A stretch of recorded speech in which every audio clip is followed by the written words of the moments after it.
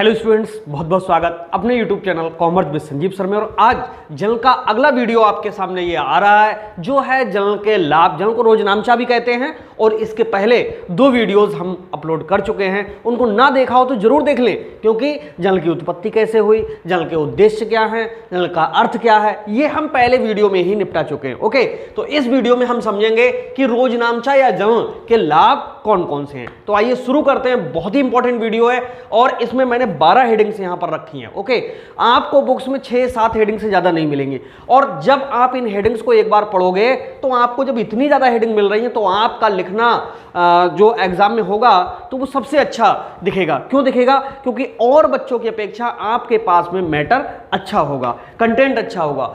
Okay, और इनके जो नोट्स हैं वो आपके लिए व्हाट्सएप नंबर के थ्रू मिल जाएंगे 9719811101। ये ऑफिस का व्हाट्सएप है, इस पर अपना नाम, एड्रेस और क्लास भेज करके ये नोट्स आप ले सकते हो। फ्री है एकदम, कोई चार्ज नहीं है। ओके, तो आइए समझाते हैं आपके लिए, स्टार्ट करते हैं। देखो, सबसे पहले मैं बताऊं कि रोजनामचा या जर्नल के लाभ लिखने से पहले इसके बारे में थोड़ा सा समझना बहुत जरूरी है। रोजनामचा या जर्नल दोहरा लेखा जो पद्धति है उस पर आधारित है, डेबिट क्रेडिट पर आधारित है। क्या होता है कि जब किसी बिजनेस में सुबह से लेकर के शाम तक जितने भी लेन देन होते हैं किसी व्यापारी द्वारा याद नहीं रखे जा सकते। उन जो लेन देन हैं उनको एक व्यवस्थित क्रम देने के लिए, भविष्य की जरूरतों को पूरा करने के लिए क्या होता है, पहले एक रफ या स्मरण पुस्तिका में लिख लिया जाता है और उस पुस्तिका से जर्नल एंट्री कर दी जाती है। ऐसा इसलिए करते हैं कि जर्नल एंट्री अगर किसी की छूट जाए तो स्मरण पुस्तिका देख करके उसको संभाला जा सकता है। ओके, तो दो जगह पर लेखा हो गया, ठीक। और यहां पर मैं एक चीज और बता दूं, जब हम जर्नल में लेखा करते हैं तो जर्नल से कौन कौन से लाभ हैं वो आज हम आपके साथ में ये डिस्कस कर रहे हैं। देखो, पहला लाभ है बिके हुए माल की जानकारी। कितना माल बिका ये हर व्यापार का मालिक जानना चाहता है। मोस्टली अब आपने देखा होगा जब आप बड़े बड़े बिजनेस में जाते हो तो वहां मालिक नहीं मिलता है, वहां पर जितने भी हैं कर्मचारी मिलते हैं। मालिक तो कहीं और बैठ करके वो पूरा बिजनेस वहां पर अब तो सीसीटीवी कैमरे के थ्रू या अदर जो कंट्रोलिंग सिस्टम है उसके थ्रू देख रहा होता है, या वो अपनी प्लानिंग बना रहा होता है या आराम कर रहा होता है और उसको कंट्रोल करने के लिए उसने बहुत सारे वर्कर्स लगा रखे होते हैं। तो उनके द्वारा शाम को वो ये जरूर जानना चाहता है कि आज हमारे बिजनेस में कितनी बिक्री हुई। तो जर्नल के द्वारा क्या होता है, लास्ट में टोटल लगता है जाकर के। जब टोटल लगता है तो वहां से टोटल के द्वारा यह पता चल जाता है कि आज कितने रुपए के लेन देन हो गए, क्योंकि जो जर्नल होता है नगद उधार दोनों का होता है। तो यहां से क्या होता है, चाहे नगद बिका हो चाहे उधार बिका हो, बिक्री का पूरा ज्ञान मिल जाता है। किसके लिए? मालिक के लिए, ठीक है। और अगर कोई पार्टी जानना चाहती कि भाई तुम्हारे आज कितनी बिक्री हुई तो उनको भी पता चल जाता है। पहली चीज थी बिके हुए माल की जानकारी। दूसरा है ग्राहकों की जानकारी। देखो, एक मैं जर्नल एंट्री करके दिखा दूं। जैसे मान लीजिएगा श्याम के लिए हमने माल बेचा है, ठीक है। श्याम के लिए माल बेचा है हमने 2000 रुपए का, तो एंट्री क्या होगा, श्याम डेबिट, ये उधार बेचा है, टू सेल्स अकाउंट, ये ई है। यहां पर नरेशन में लिखेंगे being goods sold to Shyam. ये एंट्री है। मान लीजिए उसे 2000 रुपए का माल बेचा हमने, यहां पर भी 2000 और यहां पर भी 2000, डेबिट में भी 2000 और क्रेडिट में भी 2000 रुपए डाल दिए, ठीक। अब यहां पर है ग्राहकों की जानकारी। अब जो संक्षिप्त यहां पर विवरण है वो देखो कह रहा है कि being goods sold to Shyam, Shyam को हमने उधार माल बेचा है, ठीक है। अब यहां पर उधार लिखा जरूर नहीं है, लेकिन जब नाम आ गया यहां श्याम डेबिट हो गया तो समझ लो ये उधार है। अगर इसी को हम नगद बेचते तो एंट्री क्या होती, तो होती cash account debit to sales account, और नरेशन में बीइंग गुड्स सोल्ड, बस इतनी सी होती है नरेशन। यहां पर भी 2000 और यहां पर भी क्या हो गया, नाम हट गया। तो यहां से मैं बता दूं ग्राहकों की जानकारी रहती, जिसने हमें पैसे दे दिए, नगद दे दिए, उससे मतलब ही खत्म हो गया। भाई पैसा आ गया, माल चला गया, बात खत्म। अब यहां पर बिक्री दिखनी चाहिए, बिक्री दिख रही है। इस वाले में क्या है, पैसा नहीं आया, श्याम उधार ले गया तो उसकी जानकारी, तो हम कह सकते हैं ग्राहकों की जानकारी भी इसमें मिलती रहती है। नेक्स्ट है लेन देन का विवरण। देखो कितने रुपए का लेन देन हुआ, 2000 का हुआ, और उस 2000 की तरह जितने लेन देन होते चले जाएंगे तो वो सब जर्नल से हमें क्या है, लेन देन का विवरण भी मिल जाता है। एक एंट्री करने से बिल्कुल प्रमाणित होता हुआ चल रहा है कि ये सब चीजें मैच कर रही नहीं कर रही। लेन देन की सत्यता, लेन देन की सत्यता का मतलब यहां पर है कि ये लेन देन हुआ भी या नहीं भी हुआ। अब इसके लिए मैं बता दूं, जब सीरियल नंबर डालते हुए चले जाते हैं डेट वाइज 1 2 3 4 5 6 7 8 9 एंट्रियां होती हुई चली जाती हैं, इस तरह से क्या होता है अगर बीच में किसी को शामिल करना चाहोगे तो नहीं हो सकता। क्यों नहीं हो सकता?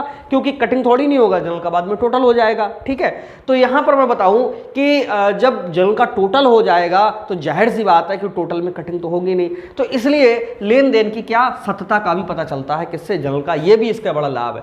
4 लाभ अभी हमने देखे। बिके माल की जानकारी का पहला लाभ, दूसरा ग्राहकों की जानकारी पूरी मिलती है, लेन देन का विवरण यहां पर आपने देखा, और अगला लेन देन की सत्यता यानी सही है या नहीं है। अगला है लोच का गुण। ये लोच का गुण बहुत इंपॉर्टेंट है, इस पर मैं स्टार बना दूं। ये आपको बीओ में भी मिलेगा और अकाउंट्स में भी मिलेगा, बैंकिंग में मिला। लोच का मतलब क्या होता है? व्यापार जितना बढ़ता चला जाए उतने आपके खाते बढ़ते हुए चले जाएं, मतलब ब्रॉड होते हुए चले जाएं। ठीक है, और व्यापार अगर मतलब ग्राहक कमाने लगे तो कम स्थान पे हम इसको निपटा लें, तो इसी को हम लोच का गुण कहते हैं। तो जनरल एक ऐसा तरीका है जिसके द्वारा जितने लेन देन होंगे अगले पेज नेक्स्ट पेज पे ट्रांसफर होता चला जाएगा। कम लेन देन होंगे तो एक पेज में अगर आ रहा तो एक पेज में होता हुआ चला जाएगा, तो कोई दिक्कत ही नहीं है। तो इसमें लोच का गुण होता है। लोच का मतलब है जितना चाहो बढ़ा लो, जितना चाहो घटा लो। अंग्रेजी में इसके लिए इलास्टिसिटी कहते हैं। नेक्स्ट है गणितीय शुद्धता की जानकारी। गणितीय शुद्धता की जानकारी इसलिए रहती है यहाँ पर क्योंकि दोनों ओर डेबिट और क्रेडिट में जो टोटल होता है कैसा होता है, बराबर होता है। ये तो चेक नहीं हो पाता कि हाँ श्याम की जगह पर घनश्याम लिख जाए या राम लिख जाए या रहीम लिख जाए, ये तो चेक नहीं हो पाएगा, लेकिन इधर की जो अमाउंट है वो चेक हो जाती है, इसलिए इसको कहते हैं गणितीय शुद्धता की जानकारी। तो जल्द से हमें गणितीय शुद्धता की 100% जानकारी तो नहीं मिल सकती है, लेकिन मोस्टली जानकारी हमें मिल जाती है। अच्छा 100% के लिए हम क्यों नहीं कह रहे हैं? क्योंकि तलपट अंतिम शुद्धता का प्रमाण नहीं है। इससे क्या है कि एक अनुमान लग जाता है कि हाँ जो लेखांकन किया गया है वो कैसा होगा, ठीक होगा। ओके, और अंतिम शुद्धता की जानकारी मिलती है अंतिम खाते से। ठीक है, अगला है न्यायालय में मान्यता। और सबसे अच्छा लाभ इसका ये भी है कि न्यायालय में भी ये मान्य है। और यही सारी हेडिंग्स देखिए, विशेषताओं में भी 1-2 आपको मिलेंगी, तो वहाँ कंफ्यूज मत होना। लाभ की बात कर रहे हैं तो लाभ के उद्देश्य से देखेंगे, वहाँ विशेषताओं को हम पढ़ रहे थे तो विशेषताएं के उद्देश्य से देखेंगे। न्यायालय में मान्यता, कोर्ट भी इसके लिए मान्य करता है। क्यों कोर्ट मान्य करता है? क्योंकि एक सिस्टम से बना हुआ होता है, इसमें टोटल लगा हुआ होता है। जो भी ट्रांजेक्शन किए हुए हैं इसमें, उन ट्रांजेक्शन्स के द्वारा ही अंत में जाकर के खाता बही बनती है जाकर के। तो भाई ये गड़बड़ तो खाता बही गड़बड़, फिर अंतिम खाता ही मैच नहीं करेंगे। तो कहने का मतलब है जर्नल ही एक ऐसी चीज है जहां से आगे क्या लेखांकन बनता है, इसलिए न्यायालय भी इसके लिए क्या देता है, मान्यता देता है। नेक्स्ट है गलती होने की कम संभावना। देखो गलती होने की कम संभावना का लाभ इसलिए यहाँ पर यहाँ है क्योंकि जो जर्नल बनाया जाता है या रोजनामचा तैयार किया जाता है वो स्मरण बही से तैयार किया जाता है। जो पुस्तिका होती है जिसको हम मेमोरेंडम बुक भी कह सकते हैं, याददाश्त के लिए कह सकते हैं, तो उसमें क्या होता है कि जितने सुबह से शाम तक लेन देन हो रहे हैं वहां अकाउंटेंट तो बैठा नहीं होता है हर समय। तो वो आपने देखा होगा कि बहुत से लोग बिल काटते हैं तो उसके नीचे का पन्ना अपने पास रखते रहते हैं। तो वो सारी चीजें जब शाम को अकाउंटेंट बैठता है तो वो उन सबकी जर्नल एंट्री कर देता है, चाहे कंप्यूटर में हो, चाहे किताबों में हो, बुक्स में हो। ठीक है, नेक्स्ट है छल कपट को रोकना। छल कपट का मतलब होता है यहाँ पर जानबूझ करके किसी के साथ में धोखा अन्याय करना। तो ये नहीं हो सकता। भूलवश मान लीजिएगा यहाँ 200 हो गए तो अगली जगह 2000 लिखे होंगे क्योंकि डबल एंट्री सिस्टम लागू है।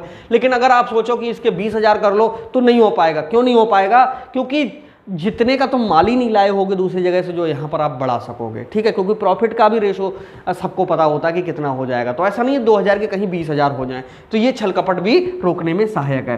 पूरा संक्षिप्त विवरण एक स्थान पर। अब आप देख रहे हो कि ये एक जो जर्नल एंट्री है, संक्षिप्त विवरण पूरा हमें मिल रहा है कि श्याम ने माल खरीदा और हमने माल बेचा और कितने रुपए का बेचा, 2000 का बेचा, किस डेट को बेचा, वो डेट यहाँ पर पहले पड़ जाएगी। ठीक है, लेजर फोलियो नंबर भी इसमें एक डाला जाता है, 5 कॉलम में ये बनता है।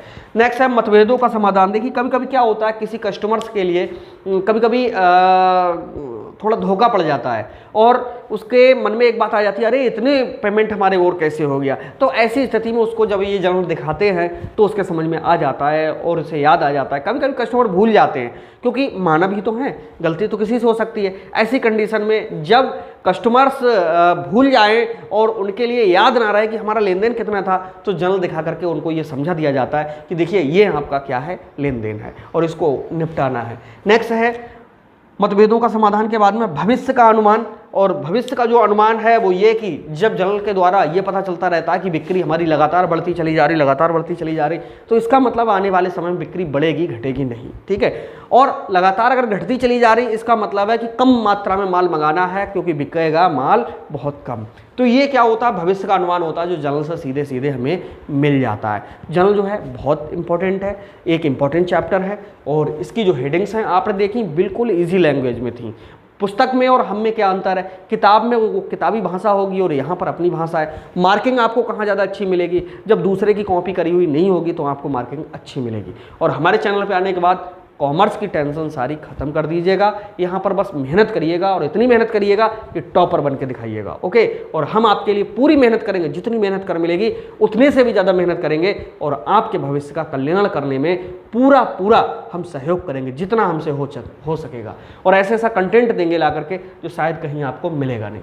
तो ये 12 हेडिंग्स थी, एक बार फिर से रिपीट कर देते हैं। बिके हुए माल की जानकारी, ग्राहकों की जानकारी, लेन देन का विवरण, लेन देन की सत्यता, लोच का गुण, गणितीय शुद्धता की जानकारी, न्यायालय में मान्यता, गलती होने की कम संभावना, छल कपट को रोकना, पूरा संक्षिप्त विवरण एक स्थान पर, मतभेदों का समाधान, भविष्य का अनुमान। उम्मीद है ये आपका बिल्कुल कवर हो गया होगा, और अगले हम अब न्यूमेरिकल बनाना सिखाएंगे। तो अगले जो वीडियोस हैं उसको देखिएगा, और चैनल को जरूर सब्सक्राइब कर लीजिएगा, और हमारे जो नोट्स हैं उनके लिए नंबर है, आप ले लीजिएगा। मिलते हैं नेक्स्ट वीडियो में, तब तक के लिए बाय बाय।